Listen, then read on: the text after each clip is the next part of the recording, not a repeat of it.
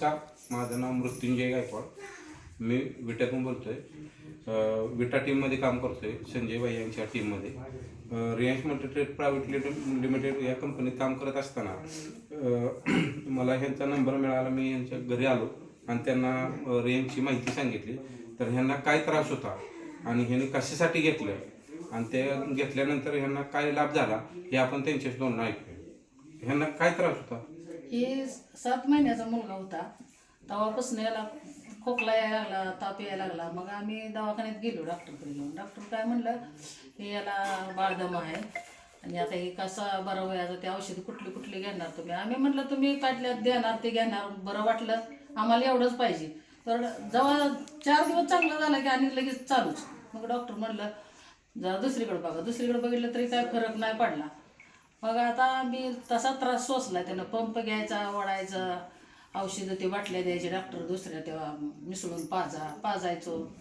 साधा धुळी जरी आली तरी ते खोकायचा. किती वेळा वाढायचा दिवसात? पंप घेऊनच जायचं. दम भरायला लागला की ओढायचं, मग जायचं शाळेत. दम भरायला लागला की ओढायचं. शाळेत त्या दप्तरातच होता त्याच्या पंप, ते खोकं घेऊन गेले. तिथं जर शाळेत जास्त खेळायला लावते ती, तर दम भरायला लागला की पळत जाऊन ती पंप वाढायचा. आता किती महिने झाले घेतोय?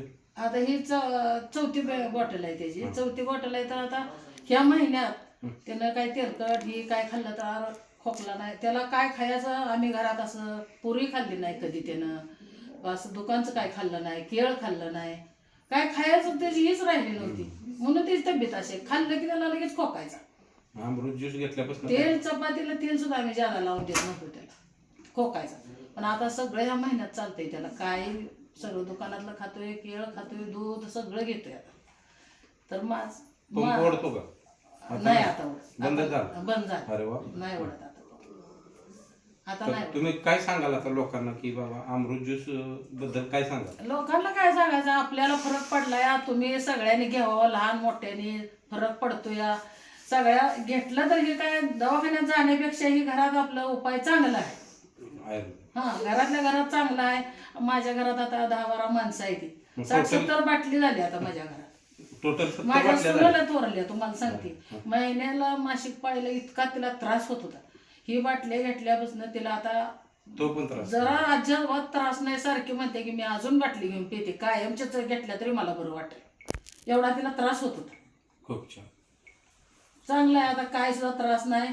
उलट ही घेणाराच दवाखान्यात जाणं चुकतंय बघा सगळं. बरोबर. हा, दवाखाना पाठीमागचा सगळा सगळा जातोय. ठीक आहे. ओके.